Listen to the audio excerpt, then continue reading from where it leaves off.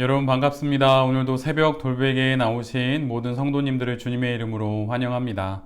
또 주의 은혜로 또 수요일 하루를 또 살게 되었는데요. 오늘도 열왕기상의 말씀 묵상하면서 이 말씀으로 이 한날도 은혜롭게 또한 지혜롭게 잘 살아내는 우리 모두가 되기를 바랍니다. 오늘 우리에게 주신 하나님의 말씀은 열왕기상 8장 1절로 3절까지의 말씀과 9절, 10절로 11절까지의 말씀입니다. 솔로몬은 주님의 언약궤를 시온 곧 다윗성에서 성전으로 옮기려고 이스라엘 장로들과 이스라엘 자손의 각 가문의 대표인 온 지파의 지도자들을 예루살렘에 있는 자기 앞으로 불러 모았다. 이스라엘의 모든 남자는 일곱째 달 곧 에다니몰의 절기에 솔로몬 왕 앞으로 모였다. 이스라엘의 모든 장로가 모이니 제사장들이 궤를 메어 옮겼다. 제사장들은 주님의 언약궤를 제자리 곧 성전 내실 지성소 안 그룹들의 날개 아래에 가져다가 놓았다. 제사장들이 성소에서 나올 때에 주님의 성전에 구름이 가득 찼다. 주님의 영광이 주님의 성전을 가득 채워서 구름이 자욱하였으므로 제사장들은 서서 이를 볼 수가 없었다. 아멘. 오늘은 열왕기상 8장의 말씀을 갖고 주님의 성전이 되다, 주님의 성전이 되다 라는 제목으로 함께 하나님 말씀을 나누도록 하겠습니다. 성전 건축의 모든 일들이 이제 끝났습니다. 6장과 또 7장에 걸쳐서 7년 6개월 동안 진행된 성전 건축이 끝나고 8장 전체에서는 하나님께 성전을 올려드리는 성전 봉헌식이 기록되어 있습니다. 이 성전 봉헌식의 첫 번째 순서는 언약궤를 지성소로 옮기는 것입니다. 지금 언약궤는 다윗이 시온성에 예비한 장막 안에 지금 보관되어 있는 상황입니다. 원래 처음에 언약궤는 시내산에서 모세가 받게 되지요. 그리고 그 받은 언약궤를 하나님이 세우신 성막 안에 지성소에 두게 됩니다. 그 뒤에 사무엘 시대 때 블레셋과의 전쟁에서 언약궤를 빼앗기게 되고 블레셋 땅 이곳 저곳을 떠돌다가 여러 우여곡절을 겪어 지금의 장소인 다윗성, 또 다른 말로는 시온성의 성막 안에 있게 되었습니다. 이 언약궤를 오늘 솔로몬은 성전 안으로 옮기게 되는 것이죠. 이를 위해서 솔로몬은 이스라엘 모든 지파의 우두머리들을 비롯하여서 이스라엘의 모든 사람들을 소집합니다. 그리고 뒤이어 제사장들이 언약궤를 메어 옮기고 또 회막과 또 장막 안에 있는 거룩한 기구들은 제사장들과 또 레위인들이 또 다 옮기게 됩니다. 그때 솔로몬과 또 이스라엘의 온 회중은 그 옮겨지는 언약궤 앞에서 셀 수도 없고 또한 기록할 수도 없을 만큼 많은 제물을 바쳐서 하나님을 예배하게 됩니다. 이처럼 잘 준비된 절차에 따라 그리고 또한 기쁘고 또 거룩하게 드려지는 예배 가운데 제사장들의 어깨에 메어진 언약궤는 성전 안으로 드디어 옮겨지게 되지요. 이 순간을 기록하고 있는 말씀이 바로 오늘 본문 6절의 말씀입니다. 그 부분을 제가 읽어드리면 제사장들은 주님의 언약궤를 제자리 곧 성전 내실 지성소 안 그룹들의 날개 아래에 가져다가 놓았다. 성경은 언약궤가 놓이게 되는 그 장소를 6절 한 절 안에 기록하고 있는데 그것을 4번에 걸쳐서 기록합니다. 제자리, 성전 내실, 지성소 안, 그룹들의 날개 아래. 4가지의 이 다른 표현들은 모두 한 곳을 말하고 있죠. 바로 언약궤가 자리하게 되는 바로 그 장소를 말하고 있습니다. 그런데 성경은 굳이 반복해서 그것도 바로 뒤에 연이어서 언약궤가 이런 자리에 있게 되었다고 말하고 있어요. 그 표현을 따라 이해하면 언약궤는 지금 비로소 언약궤가 있어야 할 자리에 그렇게 언약궤가 옮겨졌다고 말하고 있는 것이죠. 언약궤가 있어야 할 곳은 성전 가장 깊은 내실, 가장 안쪽입니다. 그곳이 바로 언약궤가 있어야 하는 자리이죠. 성전의 뜰도 아니고 성소도 아니고 지성소, 그것도 가장 안쪽이 언약궤가 있어야 할 바로 그곳입니다. 그리고 또한 그룹들의 날개가 지성소의 끝에서 끝까지 덮고 있는 바로 그 아래가 언약궤가 있어야 할 바로 그곳입니다. 이처럼 지금 언약궤는 바로 언약궤가 있어야 할 그곳, 그 언약궤 본연의 자리에 드디어 놓이게 되는 것이지요. 고린도전서 3장 16절로 17절의 말씀에 우리 모두가 하나님의 성전이라고 하는 사도 바울의 말씀이 있습니다. 그 부분은 이렇게 기록하지요. 여러분은 하나님의 성전이며 하나님의 성령이 여러분 안에 거하고 있습니다. 그러기에 여러분은 하나님의 성전입니다. 그리고 여러분은 그 거룩한 성전으로서 거룩해야 합니다. 이렇게 말씀을 기록해 놓고 있습니다. 솔로몬이 건축한 성전의 가장 안쪽에 언약궤가 놓이듯 우리 하나님의 성전인 성도인 우리의 영혼 안에 가장 깊은 곳에 언약궤가 놓여 있어야 하는 것입니다. 언약궤는 넓게는 하나님의 말씀을 말하지만 우선적으로는 하나님과 맺은 약속을 뜻합니다. 그래서 언약의 상자, 언약궤인 것이죠. 우리 영혼의 가장 안쪽에 언약궤가 놓여 있다고 하는 것은 하나님의 약속이 우리의 영혼한 가장 깊은 곳에 있다는 말씀이에요. 하나님의 약속이 무엇입니까? 그것은 우리를 사랑하셔서 우리를 구원하신다는 바로 그 약속이 하나님께서 우리에게 해주신 바로 그분의 약속이지요. 또한 이스라엘을 지키듯 우리를 또한 지켜주실 것이라고 하는 그분의 약속이 바로 하나님이 언약궤에 담으신 하나님의 약속입니다.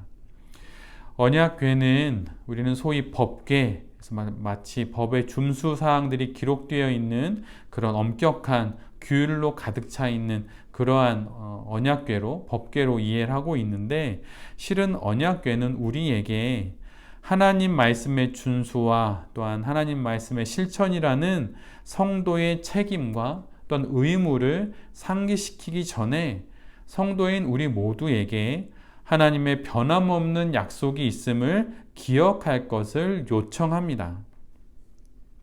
하나님은 우리를 구원하십니다. 이 일을 위해 이 땅에 예수 그리스도를 보내시기까지 하셨지요.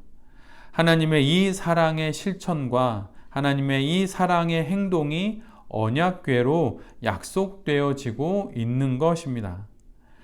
바로 이 약속을 아는 성도들의 그 다음에 마땅한 반응이 바로 하나님 말씀에 대한 순종이지요. 우리 모두가 반드시 기억해야 하는 것은 약속을 먼저 주셨고 그 다음이 순종이라고 하는 것이에요. 무엇인가 지켜야 하는 무거운 짐과 또 그런 의미와 같은 법전이 들어있는 법궤가 아닌 온 세상을 구원하시겠다는 하나님의 사랑의 약속의 증거요, 그 보증이 바로 언약궤인 것입니다. 이 약속을 잘 간직하며 주님 안에서 참으로 자유롭게 살아가는 우리 모두가 될 수 있기를 간절히 바랍니다. 언약궤를 법궤, 증거궤 여러 말로 표현하고 있지만 가장 그 언약궤의 첫 번째 의미는 하나님께서 우리에게 당신의 사랑의 약속을 해주셨다고 하는 거예요. 그래서 그 무엇보다 언약궤, 하나님의 사랑의 약속이 기록되어 있는 그 법궤가 들어있는 그 십계명의 말씀이 들어있는 바로 그 상자가 언약궤라고 하는 것, 그것이 우리의 영혼의 성전 가장 안쪽에 가장 깊은 곳에 있어야 한다고 하는 것을 잘 기억하는 우리 모두가 되기를 바랍니다. 책임과 의무보다 하나님의 이 사랑의 약속을 기억하는 것이 우리 모두에게 가장 먼저 있어야 하는 것이죠. 이런 하나님의 약속이 가득한 언약궤가 제자리에 놓이게 되자 하나님께서 솔로몬이 세우신 그 성전에 임재하시게 됩니다. 제사장들이 언약궤를 지성소 안에 놓고 나올 때 그 성전에 구름이 가득 찼다고 오늘 본문은 기록하고 있어요. 하나님의 영광이 성전에 가득 찼고 구름이 자욱하여서 제사장들이 서서 이를 볼 수 없을 정도였다고 기록합니다. 그런데 이 장면은 출애굽기 24장에 기록된 말씀과 그 맥이 이어집니다. 출애굽기 24장에서 모세는 하나님의 부르심을 받고 시내산에 올라가서 십계명 돌판을 받게 됩니다. 근데 그때의 광경을 출애굽기 24장 15절로 18절에 이렇게 기록해 놓고 있어요. 모세가 산에 오르니 구름이 산을 덮었다.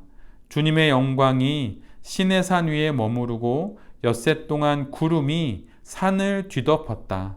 이랜날 주님께서 구름 가운데서 모세를 부르셨다. 이스라엘 자손의 눈에는 주님의 영광이 마치 산 꼭대기에서 타오르는 불처럼 보였다. 모세는 구름 가운데를 지나 산 위로 올라가서 밤낮 40일을 그 산에 머물렀다. 하나님께서 구름 가운데 모세와 함께 하셨듯 언약궤가 솔로몬이 지은 성전에 자리하자 하나님께서 시내산 위에 임재하심처럼 성전에 임재하십니다. 그리고 성경은 그때의 성전을 특별하게 이렇게 구별하여서 기록하고 있어요. 그냥 성전이 아니라 주님의 성전이라고 말이죠. 이제 솔로몬이 지은 성전은 솔로몬의 성전, 사람의 성전이 아니라 하나님이 임재하심으로 주님의 성전이 된 것입니다. 언약의 말씀이 가장 안쪽에 자리할 때 그때 비로소 사람이 세운 그 성전이 주님의 성전이 되는 것이죠. 성도인 우리도 마찬가지입니다. 하나님의 약속의 말씀이 내 안에서 기억될 때 그 약속에 대한 사랑의 반응으로서 말씀에 대해서 우리가 순종할 때 비로소 우리는 주님의 성전이 되는 것이죠. 고린도 교회를 향한 사도 바울의 고백처럼 우리가 그렇게 하나님의 성전이 되는 것입니다. 하나님의 임재를 통해 언약궤가 우리의 영혼의 성전의 가장 안쪽에 자리할 때 하나님께서 임재하심으로 말미암아 우리가 하나님의 성전이 되는 것입니다. 의무와 책임으로서의 신앙이 아닌 사랑으로부터 기인한 순종과 거룩으로 하나님의 임재를 날마다 누리면서 주님의 성전으로 세워져 가는 우리 모두가 되기를 간절히 바랍니다. 하나님의 성전으로 세워지는 것은 하나님의 약속을 기억하는 것과 그 말씀이 내 안에 있는 그 삶으로 되어지는 것이에요. 무엇인가 더 많은 행동과 더 많은 실천을 통해서 하나님의 성전이 되는 것이 아닙니다. 하나님의 말씀이 매일 날마다 나의 영혼의 가장 깊은 곳에 자리하게 될 때 성전에 들어가게 된 언약궤처럼 그렇게 하나님의 말씀이 나의 영혼 안에 들어올 때 비로소 우리는 하나님의 성전이 되고 주님의 성전이 되고 또한 주님의 성전이 되어서 주의 임재를 경험하게 되는 것이죠. 내가 구원받았음을 기억하고 또한 그 말씀을 기준 삼아 잘 살아갈 때 우리 모두가 주님의 성전이 되는 것이고 또한 이 땅에 거룩한 하나님의 성전이 되는 것입니다. 오늘 아침 이 말씀을 나누는 모든 새벽 돌베개 성도님들과 또 이 말씀을 전하는 제 자신이 하나님의 약속을 기억하며 또 하나님의 말씀을 내 영혼 가장 깊은 곳에 간직함을 통하여서 주님의 성전이 되어 이 하루도 또 이 한평생도 잘 살아가는 주님의 귀한 자녀들이 될 수 있기를 간절히 기도드립니다. 아멘. 기도하겠습니다. 주님, 우리를 당신의 성전으로 삼아주시니 감사합니다. 의무와 책임, 법과 법규의 준수가 아닌 당신의 사랑의 약속으로 우리가 당신의 성전이 되었음을 알게 하시니 진실로 감사를 드립니다. 언약의 말씀, 약속의 말씀을 내 영혼의 제자리에 놓음으로 주님의 성전으로 세워져 가는 우리 모두가 되게 하여 주시옵소서. 하나님의 약속에 대한 감사로 순종하게 하시고 사랑에 대한 기쁨으로 책임을 다하게 하셔서 아름다운 신앙 인생을 살아가게 하여 주시옵소서. 주님, 오늘도 우리의 이 하루 가운데 또 우리의 일평생 가운데 친히 임재하셔서 우리를 영원토록 다스리시고 또한 통치하여 주시옵소서. 이 모든 말씀 예수 그리스도의 이름으로 기도드립니다. 아멘.